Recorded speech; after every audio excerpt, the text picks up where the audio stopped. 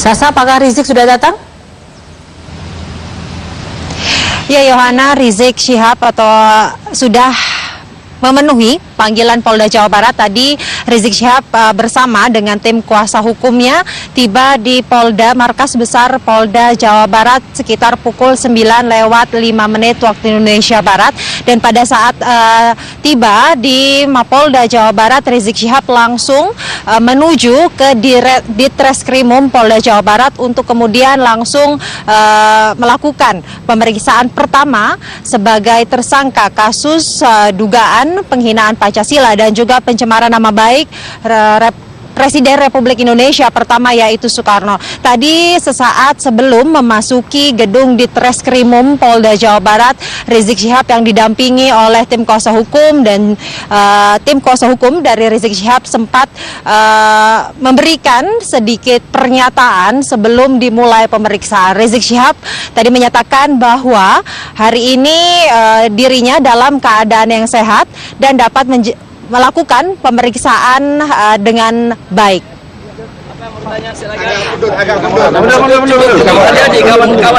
Kondisi kesehatan gimana?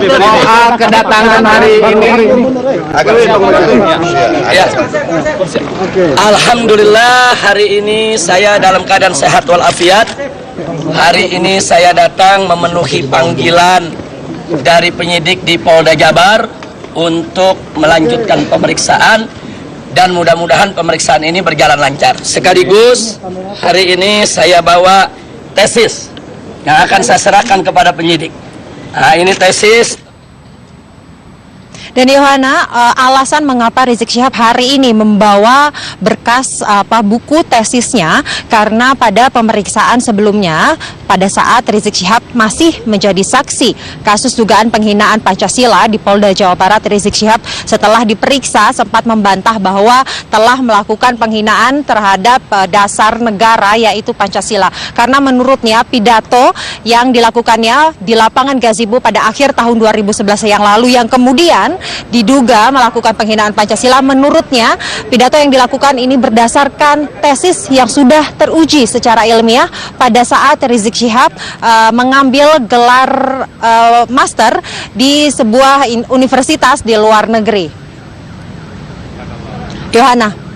Ya, Sasha, sedikit saja bagaimana situasi di luar Polda, apakah berlangsung kondusif?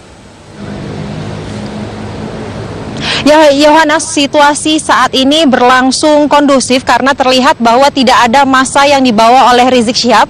Tadi tim kuasa hukum dari Rizik Syihab juga menyatakan bahwa pihaknya berusaha untuk kooperatif dengan Polda Jawa Barat karena sebelumnya Kapolda Jawa Barat Anton Carlyan menyatakan bahwa tidak mengizinkan Rizik Syihab membawa para pendukungnya atau massa ke depan markas Polda Jawa Barat saat Rizik menjalani pemeriksaan. Dan tim kuasa hukum Rizik Syihab bersama juga dengan Rizik Syihab sendiri mencoba kooperatif dengan permintaan atau dari Kapolda Jawa Barat Anton Carlyan untuk tidak membawa massa ataupun pengunjuk rasa yang mendukung Rizik Syihab ke depan markas Polda Jawa Barat selama Rizik Syihab menjalani pemeriksaan. Namun demikian, massa sendiri sebenarnya telah berkumpul di Kota Bandung, walau bukan di depan markas Polda Jawa Barat. Mereka berkumpul di Masjid Pusdai Kota Bandung. Mereka akan melakukan doa bersama dan menunggu hingga jalannya pemeriksaan Rizik Syihab hari ini pertama sebagai tersangka selesai dilaksanakan oleh penyidik dari Polda Jawa Barat.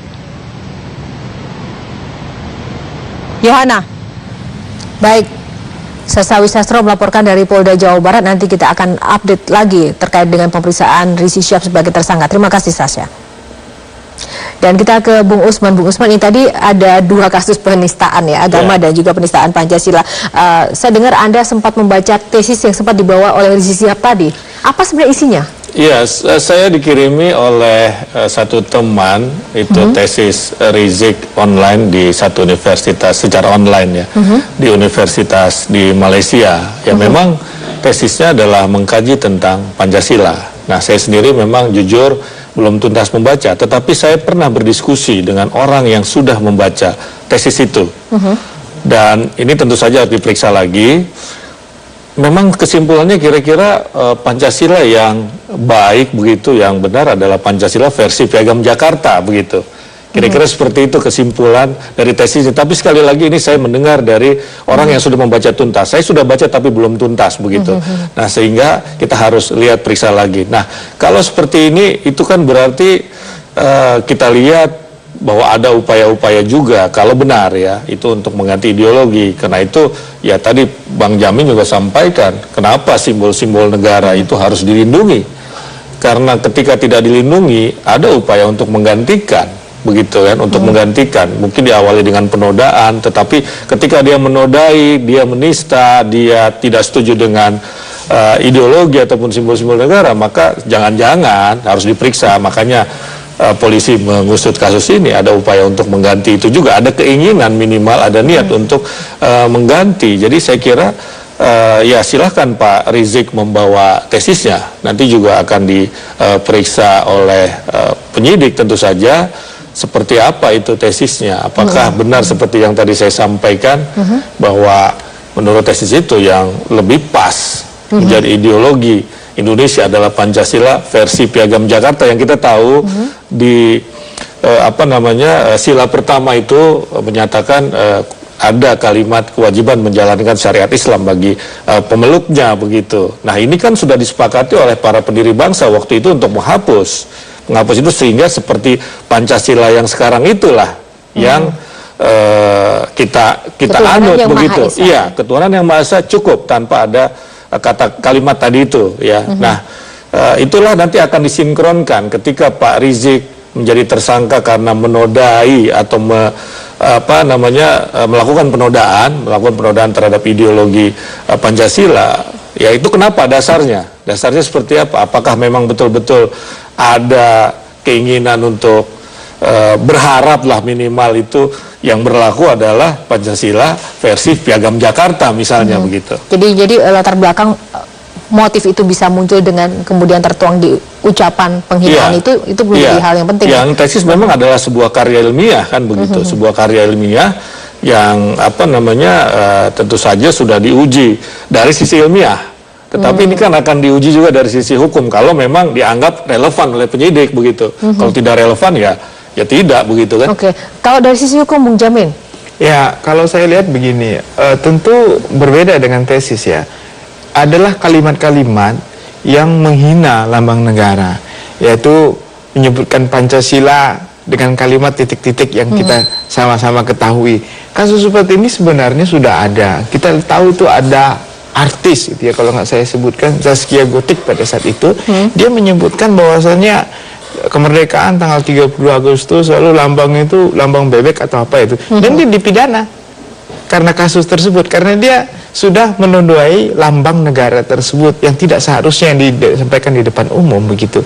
Nah, ini juga kasus ini tentu ada kaitannya dengan kalimat yang diucapkan yang kata-kata tersebut menodai lambang negara yang memang dilarang dalam ketentuan undang-undang untuk disampaikan di depan publik begitu.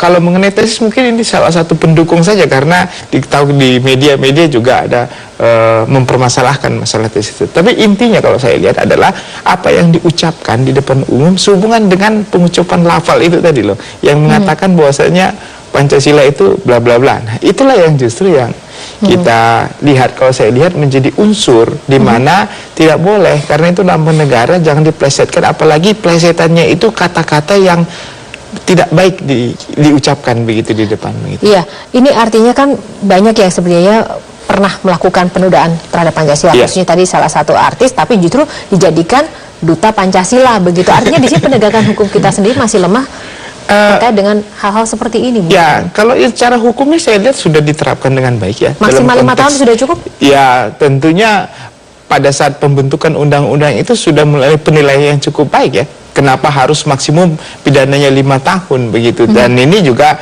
melalui perdebatan yang panjang tentunya dalam pembentukan undang-undang ya. Saya kira sih kalau menurut saya pribadi ya tentu kalau sangat meresahkan masyarakat dan membuat terjadi sesuatu tindak pidana yang mengajak orang untuk mengaburkan atau mengganti lambang negara kan ada pasal yang lain. Contohnya pasal makar sendiri juga bisa diterapkan. Tapi ini kan cukup hanya karena dia melafalkan atau mengucapkan kata-kata yang menghina lambang-lambang negara yang sudah diatur dalam undang-undang tersebut. Baik, oke Bung Jamin dan juga Bung Usman, nanti kita akan lanjutkan lagi. Kita jeda dulu, sesaat lagi saya akan kembali hanya di Breaking News Metro TV.